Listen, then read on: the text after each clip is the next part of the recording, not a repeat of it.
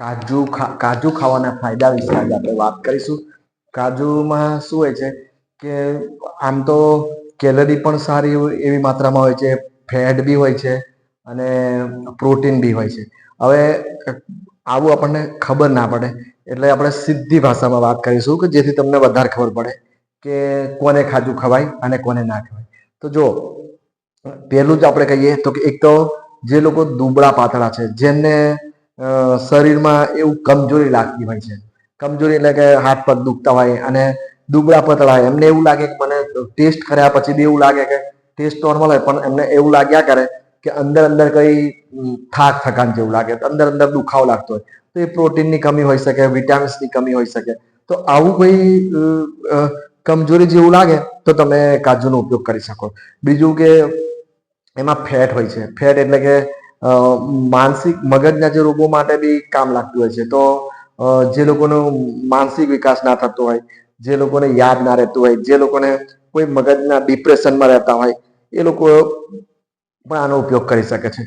બીજું કે એમાં શું નાના બાળકો, જે વિકાસ પામતા બાળકો હોય કે જે અમુક શું ભણતા બાળકો નહીં કહેતા, એમને ભણવા માટે મગજનો વિકાસ કરવાનો હોય છે, એટલે યાદ રાખવાનું હોય છે ભણવા માટે, તો માનસિક કામ કરવાનું હોય છે એમને, તો એમના માટે એમને શું છે કાજુ ખવાય છે, તો થોડો ઘણો એમને ફાયદો થાય. બીજું કે જે પ્રેગ્નેન્ટ લેડી હોય કે જે દિવસો રહ્યા આપણે કહીએ, એમને શું છે કે ઘણી વખત શું છે કે કેલ્શિયમ પ્રોટીન એ બધી જરૂર હોય, તો એ બહેનો પણ 4-5 કાજુ ખાઈ શકે છે. તો શું એનાથી એમના જે બાળકનો ગ્રોથ સારો થાય, વિકાસ થાય, એમના માનસિક વિકાસ થાય, હડ્ડીઓનો વિકાસ થાય, એટલે કે જે એ સ્ત્રીઓને બી સારું એવું કામ લાગી શકે છે. હવે ટૂંકમાં કહીએ કોને વધારે કામ લાગે તો કે એક તો જેનો વિકાસ ના થતો હોય, જે લોકો દબડા પાતળા હોય, જેમને કમજોરી જેવું લાગતું હોય, તો એમના માટે બહુ સારું કામ કરે કાજુ. પછી પ્રેગ્નેન્ટ લેડીમાં તો તમે આપી શકો છો, કેમ કે પ્રેગ્નેન્ટ લેડીને શું હોય છે કે જેમ દિવસ હોય એમને તો બાળકને અંદર વિકાસ કરવાનો, દાંત અરે હાડકા ને બોન ને મગજનો બધો વિકાસ કરવાનો હોય છે, તો એમને તો પ્રોટીન કેલ્શિયમની વધારે જરૂર હોય, તો એ લઈ શકે છે, આરામથી લઈ શકે 4-5 પીસ એમના કાજુ ના, બરાબર. પછી જેમને એવું લાગે કે અંદરથી હવે પ્રોટીન બી સારી એવી માત્રામાં છે, પ્રોટીનની જરૂરિયાત એવી છે કે શરીરને દરેક ક્રિયામાં પ્રોટીનની જરૂર છે, દરેક ક્રિયામાં. તો તમે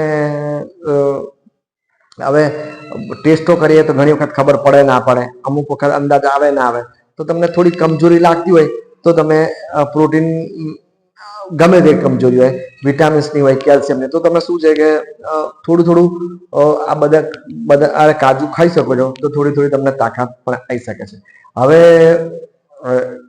કોના માટે થોડું એવોઇડ કરવાનું, કોણ ના લઈ શકે, કોણને એવું લાગે કે આ વ્યક્તિ ના લઈ શકે કાજુ, તો એના માટે પહેલો નંબર આવે છે જે લોકો મોટા છે, જે લોકોનું વજન વધારે છે, જે લોકો વજન ઘટાડવા માંગે છે, તો આમાં શું કેલરી વધારે હોય છે.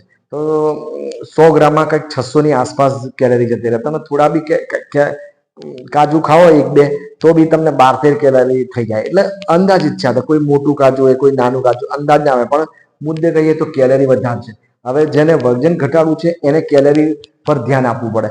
તો જેને મોટાપો છે, જે લોકો વજન ઘટાડવા માંગે છે, તો એ લોકોએ થોડું ઘણું વિચારવું પડે, તો એમને કાજુ એવોઇડ કરે તો વધારે સારું. બીજું કે ફેટ પણ વધારે છે, બીજા તત્વો પોષક તત્વો છે જ, પણ ફેટ વધારે છે. તો આપણે જે લોકો હાર્ટ વાળા પેશન્ટ હોય, જે લોકોને, તો આપણે એમને સલાહ આપતા હોય છે કે ભાઈ તમે શું કે ચરબીથી દૂર રહો, તેલ દૂર રહો. તો આમાં બી એક જાતની ફેટ એટલે ચરબી જ કહેવાય ને. તો એમના માટે શું છે કે બને ત્યાં સુધી જેને ટ્રાયગ્લિસરાઈડ, કોલેસ્ટ્રોલ, એ બધું હાર્ટના પેશન્ટમાં ખબર નથી પડતી, પણ તમે જ્યારે અમુક ઉંમર પછી તમે જ્યારે લિપિડ પ્રોફાઇલ કરાવો તો તમને ખબર પડે કે ભાઈ મારું હાર્ટ બગડી રહ્યું છે. આ વસ્તુ તમારે વધારે હોય, તમારું હાર્ટ બગડવાનું જ છે, તો તમે શું છે કે પહેલાથી એના સજાગ રહેવું પડે, સચેત રહેવું પડે. હવે એવું થાય છે ઘણી વખત કે 90% એવું જ થતું હોય છે કે બધાનું પૂરેપૂરું બ્લોકેજ થઈ જાય અને એકદમ તમને બહુ તકલીફ થઈ જાય, બહુ મોટી તકલીફ થઈ જાય, અને તમે એડમિટ થાવ અથવા તમારે સીધું દવાખાનામાં જ ખબર પડે, કાં તો નાય ખબર પડે, તમારું પિક્ચર એ પૂરું થઈ જાય.